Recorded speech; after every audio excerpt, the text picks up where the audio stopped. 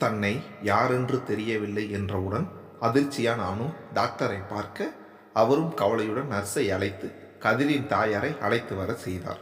காமாட்சி அம்மாளுடன் சந்துருவும் உள்ளே வந்தான்.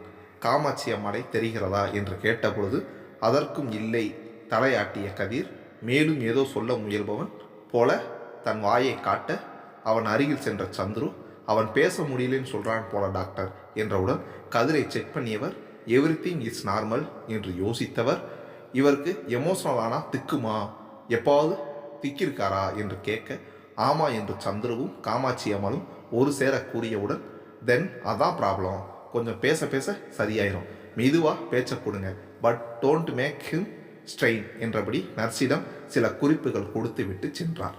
நன்றாக முழித்து சந்துருவை பார்த்தவன் அவன் கைகளை பிடிக்க முயன்று தோற்க, வேகமாக கதிரின் கைகளை பிடித்து கொண்டான்.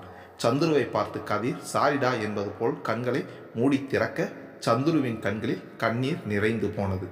வேகமாக அதை துடைத்துவிட்டு கதிரின் தாயாரை அவன் முன் நிறுத்தி அவன் சற்று தள்ளி நின்று கொண்டான்.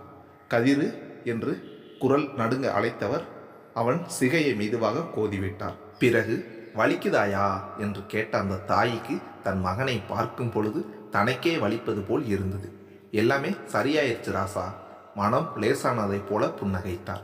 கதிரின் கண்கள் அணுவை தேடி அவளை கண்டதும் அவள் கண்களை விட்டு அகல மறுத்தது. அவளை அருகே வருமாறு அழைத்தவன் அவள் அருகே வந்ததும் வெகுவாக முயன்று கண்களில் குறும்புடன் அவளை பார்த்து புன்னகைக்கவும், அதற்கு மேல் தாழ முடியாதவள் போல் பெரிய கேவலுடன் கைகளில் முகத்தை புதைத்து மடிந்தமர்ந்து அழுது கதறி தீர்த்து விட்டாள்.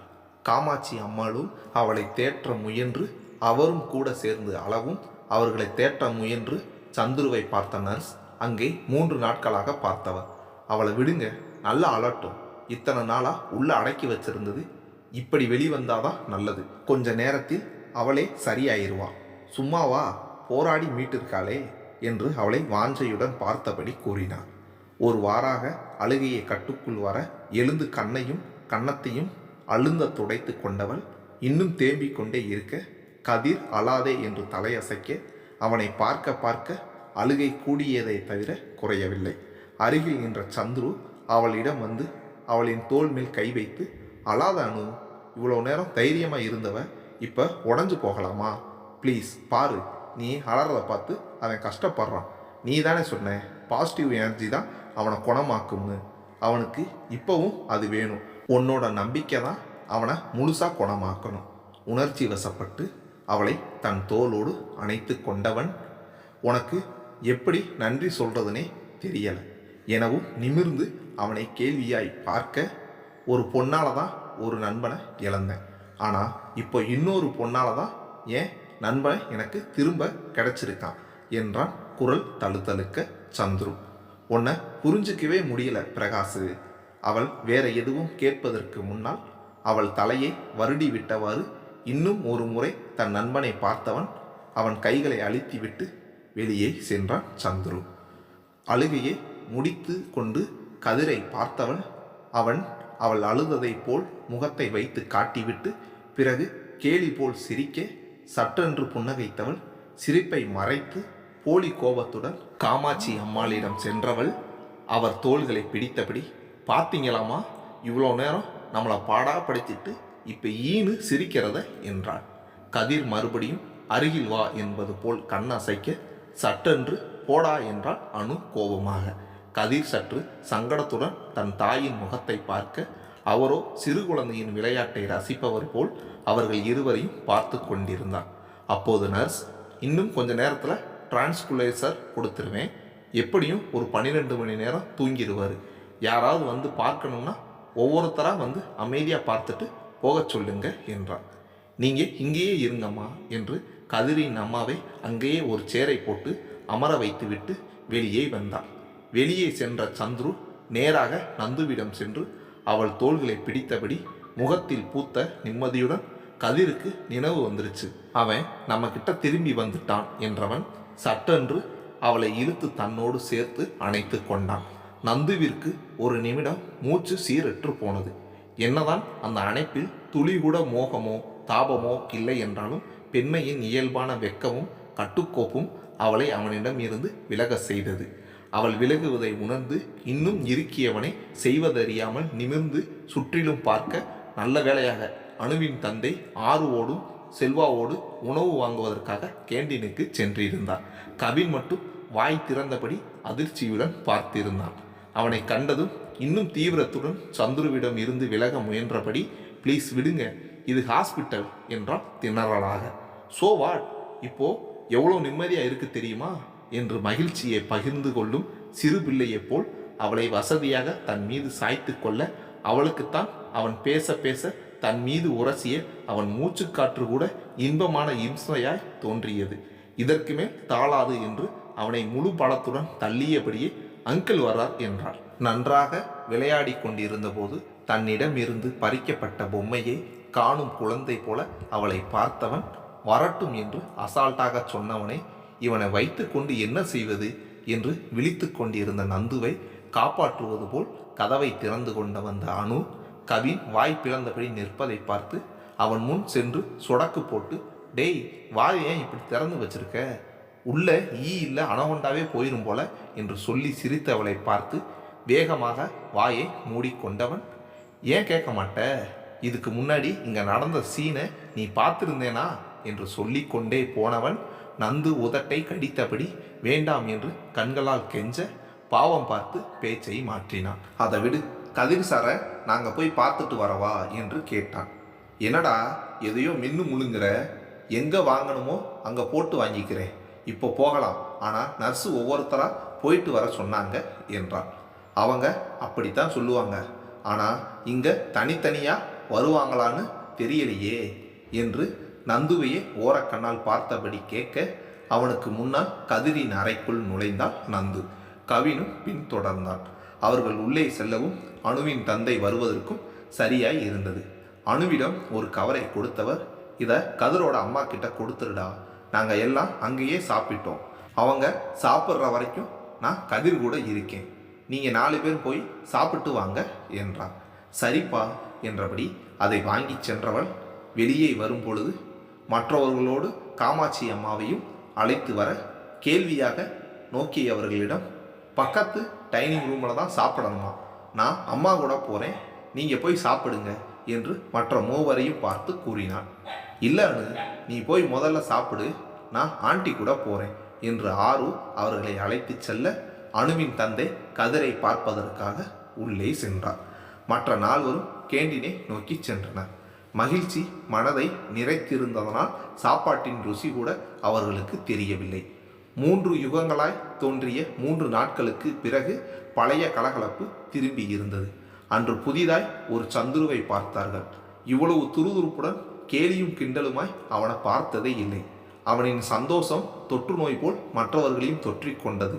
பேச்சு நடுவே, சார் கேட்கணும்னு நினச்சேன், அம்மா ஊரில் இல்லையா சார், இருந்திருந்தா கண்டிப்பாக இங்கே வந்திருப்பாங்களே என்றான். ஆமாம் கவின், அவங்க இப்போ வெள்ளியங்கிரியில் இருக்காங்க, ஒவ்வொரு வருஷமும் இந்த ஒரு வாரம் அங்கே போயிடுவாங்க, அங்கே இருக்கிற வயசான நோயாளிகளுக்கு சேவை செய்வாங்க, இது ஒரு விரதம் மாதிரி செய்வாங்க, அவங்கள காண்டாக்ட் பண்ணவே முடியாது, இந்த ஒரு வாரம் வீட்டு நினைப்பே வரக்கூடாதுன்னு சொல்லுவாங்க. பதட்டத்தில் ட்ரை பண்ணேன், கிடைக்கவே இல்லை, அப்புறம் அணுவை பார்த்தப்பவே நம்பிக்கை வந்துருச்சு, அம்மா அங்கே செய்கிற தர்மம் எல்லாம் இங்கே இவனுக்கு தான் வரும்னு நினச்சி விட்டுட்டேன் என்றான். நந்து அவனை ஆச்சரியத்துடன் பார்த்து, அப்பா கூட இது மாதிரியான அம்மா நினைவு நாளப்போ அநாத ஆசிரமத்துக்கு சாப்பாடு வாங்கி கொடுப்பார் என்றாள். நாமளும் இதை கடைப்பிடிக்கணும் என்று அணு கூற, கண்டிப்பா என்று குரல்கள் ஒருமித்து கேட்டது. ஒரு வழியாக மறுநாள் மதியம் தன் தூக்கத்தில் இருந்து விழித்த கதிர் தன்னையே பார்த்தபடி இருந்த டாக்டரை பார்த்து புன்னகைக்க, அவரும் புன்னகைத்தார். குட் மார்னிங் கதிர், இப்போ எப்படி இருக்கு என்றார். பா பா பா பரவாயில்லை சார் என்றான் திக்கியபடி. Well done my boy, you are alright now. இன்னும் உன்னோட மோட்டார் ஆக்டிவிட்டி மட்டும் கொஞ்சம் சிரமமாக இருக்கும், ஆனால் நீ முயற்சி செஞ்சுக்கிட்டே இருக்கணும். இன்னிலிருந்து பிசியோதெரபிஸ்ட் வருவாங்க, இன்னும் 15 டேஸில் நீ டிஸ்சார்ஜ் ஆயிடலாம். பட் இது உன்னோட நியூரோவுக்கு மட்டும்தான், உன்னோட ஃப்ராக்சர் சரியானதுக்கு அப்புறம் தான் நீ காலேஜுக்கு போக முடியும். Consult it with orthopaedics, get well soon என்றபடி ரேடிசன் அங்கிருந்து சென்றார். ஞானப்பிரகாஷ் அவரை அனுப்பிவிட்டு வந்துடுறேன், ஸ்ட்ரெயின் ஆகாத வரைக்கும் நீ பேச ட்ரை பண்ணிக்கிட்டே இரு, இன்னும் ஒரு 2-3 மணி நேரத்தில் சரியாயிரும் என்றபடி சந்துருவை கண்களால் தன் கூட வருமாறு அழைத்தபடி சென்றான். பார்த்துக்கடா என்றபடி சந்துரு அவர் பின்னால் சென்றான். தன்னை சுற்றிலும் தேடிய கதிர் அம்மா எங்கே என்று கேட்க கொஞ்சம் திக்கி தான் கதிரால் பேச முடிந்தது. அவங்க பக்கத்து கெஸ்ட் ரூமில் தூங்கிக்கிட்டு இருக்காங்க. பாவம் ராத்திரி முழுக்க முழிச்சுக்கிட்டே இருந்தாங்களாம். நீங்கள் என்றான். நாங்கள் ஹாஸ்டலுக்கு போயிட்டு காலையில் ப்ரொபோசர் கிட்டலாம் பெர்மிஷன் கேட்டுட்டு வந்தோம். நைட்டு அப்பா, சந்துரு சார், அப்புறம் அம்மா மட்டும்தான் இருந்தாங்க என்றான். அவளை அருகே அழைத்தவன் தன்னை சற்று சாய்வாக அமர வைக்கும்படி கேட்க அங்கிருந்த நர்ஸ் ஸ்ட்ரெயின் ஆயிரும், வேண்டாம் வேண்டாம் என்றான். ப்ளீஸ், பேசவே ரொம்ப கஷ்டமாக இருக்கு என்று கேட்க சற்று யோசித்து விட்டு அவன் அருகே வர மே ஐ ஹெல்ப் என்று அலட்டலாக கவின் கேட்க ஒன்றும் தேவையில்லை என்று அவன் ஹெல்ப்பை நொறுக்கி டஸ்ட்பினில் போட்டுவிட்டு நிதானமாக அவன் பெட்டில் இருந்த ஒரு பட்டனை அழுத்த இடுப்பு வரையிலும் பெட் மெதுவாக உயர்ந்தது. திரும்பி போனவர் கவினை ஒரு பார்வை பார்க்க now the tech has improved very much என்று அவன் மழுப்ப அனைவரும் புன்னகைத்தனர். அணுவை தனது அருகில் அமர வைத்தவன் என் கையை பிடிச்சுக்கோ என்று சொல்லிவிட்டு டேய், நீங்கள்லாம் இங்கிருந்து எப்படா போவீங்க என்று கேட்க மாட்டோமே என்று அனைவரும் கவின், ஆரு, நந்து சட்டமாக அமர்ந்து கொள்ள நீங்கள் ரொம்ப ஸ்ட்ரெயின் பண்ணக்கூடாது boss, only talk, no romance allowed என்றான் ஸ்ட்ரிக்ட் ஆஃபீஸராய். நீ என்ன சொல்வது, நான் என்ன கேட்பது என்று அணுவின் கண்களையே பார்த்தவன் அதில் அவள் நேசம் அப்பட்டமாய் தெரிய சிறிய புள்ளியாய் அதில் சோர்வும் தெரிய பயந்துட்டியா என்று கேட்டானோ இல்லை கொஞ்சினானோ என்று தெரியாத குரலில் கேட்க பதில் கவினிடமிருந்து வந்தது. இவளா, பில்டிங்கும் பேஸ்மெண்ட்டும் படு ஸ்ட்ராங் சார், உங்கள் பக்கத்தில் உட்காந்து என்னவோ மந்திரம் போட்டு எல்லாத்தையும் சரி பண்ணிட்டா, பழையதை நினைவுபடுத்த வேண்டாம் என்ற எண்ணத்தில் தன் ஸ்டைலில் சொல்ல அப்போது அனு நான் பேசுனதெல்லாம் உனக்கு கேட்டுச்சா, ஞாபகம் இருக்கா என்று கண்கள் படபடக்க கேட்க எல்லாமே எப்போவுமே ஞாபகம் இருக்கும். இருவர் விழிகளும் ரகசியம் பேசிக்கொள்ள கவின் நம்பியார் போல கைகளை பிசைந்தபடி என்ன பண்ணாலும் இவங்க ரொமான்ஸை தடுக்க முடியலையே என்று கருவினான். சிஸ்டர் என்று உறக்க அழைக்க அப்பொழுதுதான் சற்று கண்ணை இருந்த நர்ஸ் பதறி வாரி சுருட்டி கொண்டு எழுந்து பார்க்க ஒன்றுமில்லை, டைம் என்னன்னு சொல்ல முடியுமா என்று கேட்க அவன் கையில் இருந்த வாட்சையும் சுவரில் இருந்த அந்த பெரிய கடிகாரத்தையும் பார்த்தவர் கண்களில் கொலைவெறியுடன் தன் பக்கத்தில் இருந்த பெரிய சிரிஞ்சை தூக்கி காட்ட கப் சிப் என்று அடங்கியவன் sorry for the disturbance, you continue என்று விட்டு வராத வேர்வையை துடைத்து கொண்டான். இதில் அணு கதிர் ரொமான்ஸ் சற்று தடைபடவே கப்பென்று அந்த கேப்பை பிடித்தவன் அப்படி என்ன சார் சொன்னா என்று கேட்க அதுவா, அது ரகசியம் என்று முடித்தான். ஆனால் இடையில் நிறைய வாய்ஸ் கேட்டது. பிரபு, தேவி, நாராயணா, பூலோகம், அதில் அந்த லேடி வாய்ஸ் கூட ரொம்ப சினிமா பார்க்குறீங்கன்னு திட்டின மாதிரி இருந்துச்சு. நீங்கள் யாரும் அப்படி பேசினீங்களா என்று குழப்பமாக கேட்ட வினாடி மேலோகத்தில் குழப்பம் துவங்கியது. யாரடா அங்கே கோபமாக கூறிய கடவுளிடம் பயபக்தியாக வந்த சேவகன் வாய் பொத்தி நிற்க நெட்வொர்க் மீடியேட்டரை அழைத்து வா என்றார். அடுத்த வினாடி கடவுள் முன் நின்ற அவர் ஷர்ட்ஸ், டிஷர்ட், கழுத்தில் ஹெட்செட் என்று கண்ணாபின்னா கோலத்தில் இருக்க அவரை மேலும் கீழும் பார்த்த கடவுள் டென்ஷன் ஆகி இது என்ன கோலம் என்று கேட்க இதுதான் இப்பொழுதே லேட்டஸ்ட் ட்ரெண்ட் பிரபு, நன்றாய் இருக்கிறதல்லவா என்று வேறு கேட்டு கடவுளை கடுப்பாக்க கோலத்திற்கு ஏற்றாற்போல் வேலையும் சொதப்பலாக இருக்கிறது என்றார் கடுமையுடன்.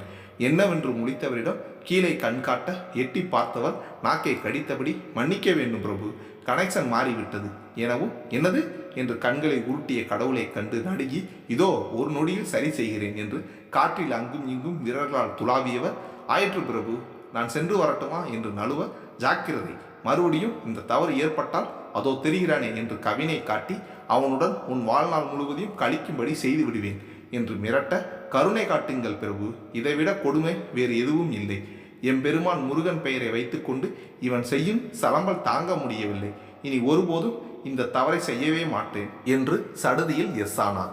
கீழே கதிர் சார் இவோ எவ்வளோ தைரியமாக திடமாக இருந்தாலோ அதே அளவு சந்துரு சார் ரொம்ப கலங்கி போயிட்டார். என்ன செய்யறது ஏது செய்யறது தெரியாமல் கதறி அழுதுட்டார் சார். அவர் தான் எல்லாரையும் தேர்த்துவார்னு பார்த்தா அவரைத்தான் தேர்த்தவே முடியலை. இப்போதான் அவர் முகத்தில் உயிரே வந்திருக்கு சார் என்றவுடன் இருக்காதா, இப்போதான் ஒரு சோகத்திலிருந்து தெளிஞ்சுக்கிட்டு இருக்கான், திரும்ப அதே மாதிரினா யாரால தான் தாங்க முடியும் என்றான். புரியலையே சார். அதே ரோட்டில் ஒரு வருஷத்துக்கு முன்னாடி குணாவை பறி கொடுத்தோம், அதுவும் அவனாவே போய் கண்ணு முன்னால் துடிச்சு அதே ரோட்டில் நானும் அதே மாதிரி துடிச்சிட்டு இருந்தால் அவனுக்கு எப்படி இருக்கும் என்று வலியோடு கேட்க அதிர்ச்சியில் மற்றவர்கள் குணா சார் ஏன் அந்த மாதிரி என்று முடிக்காமல் விட கண்களை மூடியவன் கண்களுக்குள் பிளாஷ்பேக் ஓடியது. ஓப்பன் பண்ணா